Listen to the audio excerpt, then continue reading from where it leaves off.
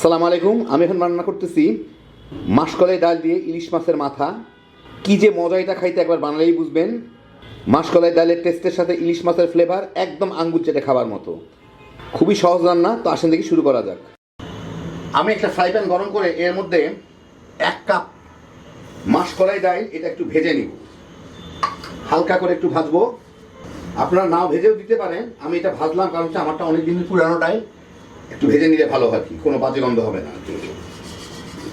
এই প্রায় মিনিট দেড়েক ভাজলাম। ডালটা কিন্তু বাদামি হওয়ার কিছু নাই, এর থেকে সুন্দর একটা গন্ধ বের হলেই হয়ে যায়। আর ডালটা ভালো মতো গরম হলেই হবে, এটা ভেজে ভেজে বাদামি করার কোনো দরকার নেই। যাই হোক, এখন এইটাকে আমি একটু ঠান্ডা করে গুঁড়া করে নেব। ঠান্ডা হওয়ার পরে মাসকলাই ডালগুলোকে আমি একটু ভেঙে নিলাম, একটু দানা দানা টাইপের গুঁড়া করে নিলাম। একটু দানা দানা হইতে হবে, এটা একদম মিহি গুঁড়া না। এখন এর মধ্যে আমি প্রায় 3 কাপের মতো পানি দিলাম, দিয়ে এইটাকে আমি একটু সিদ্ধ করে নিব। একদম গলায় ফেলবো না, ভালো মতো সিদ্ধ হলেই হইলো আর কি।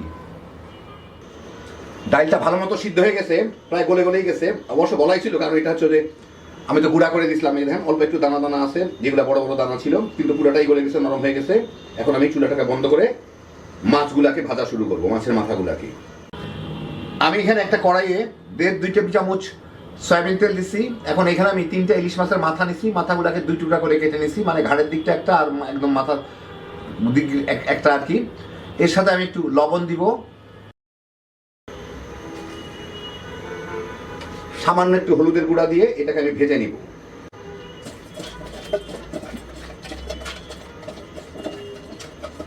তেলটা বোধহয় ভালো মতোই গরম হয়ে গেছে, না হলেও হয়ে যাবে এখনই। এর মধ্যে আমি মাছটাকে ভেজে নিই, মাথাগুলাকে 4-5 মিনিট মাছগুলাকে ভাজলাম। মাছগুলাকে ভালো মতো একটু ভেজে নিতে হবে। একটু যদি ভেঙে ভেঙে যাও তাতে কোনো ক্ষতি নাই, কারণ মাছগুলো এমনি পরের দিকে দিলে এমনিও ভেঙে যাবে ডালের মধ্যে। এখন আমি মাছগুলাকে এখান থেকে উঠাই নিব।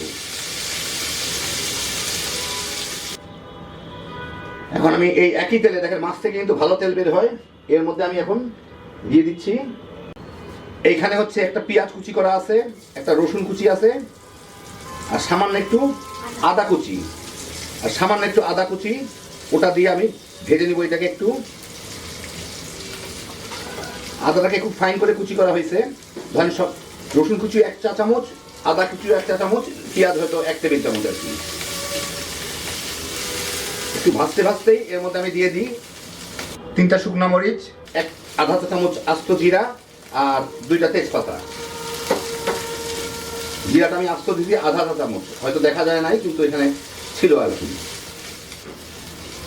এই মিনিট খানেক ভেজেই এর মধ্যে আমি দিয়ে দিচ্ছি 1 চা চামচ হলুদের গুঁড়া, 1 চা চামচ জিরার গুঁড়া, 1 চা চামচ মরিচের গুঁড়া।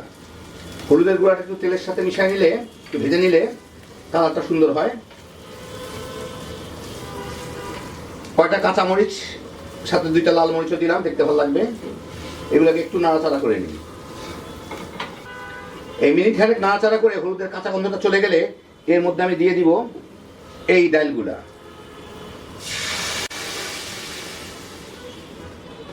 ডালটা একটু বেশি ঘন হয়ে গেছে, আমি সেজন্য এটা ধুয়ে একটু পানি দিয়ে দিই।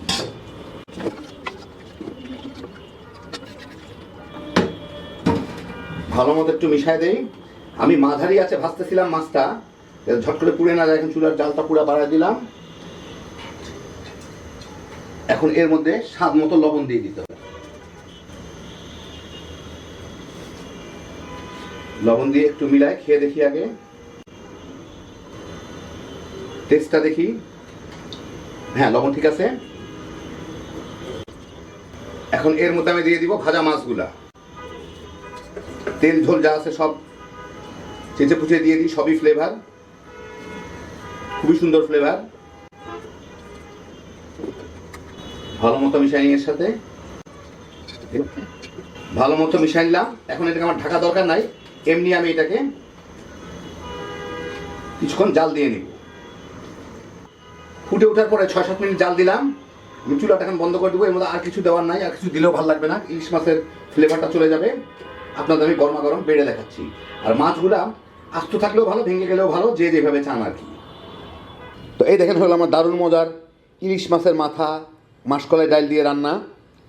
মাসকলাই ডালের টেস্টের সাথে ইলিশ মাছের ফ্লেভারটা দিয়ে এতে কতখানি মজা হয় একবার বানালেই বুঝবেন, একদম আঙ্গুল চেটে খাবার মতো। বাচ্চা বড় সবাই মিলে গরমা গরম ভাতের সাথে তামা তামা করে খেয়ে ফেলাইতে পারবেন। খুবই সহজে বিনা ভেজালে হ্যাপি জোশের একটা রান্না, একবার বানালেই বুঝবেন। আল্লাহ আপনাদের সবাইকে ভালো রাখুন, সুস্থ রাখুন, নিরাপদে রাখুন। ইনশাল্লাহ বেঁচে থাকলে আবার দেখা হবে। ফি আমানিল্লাহ।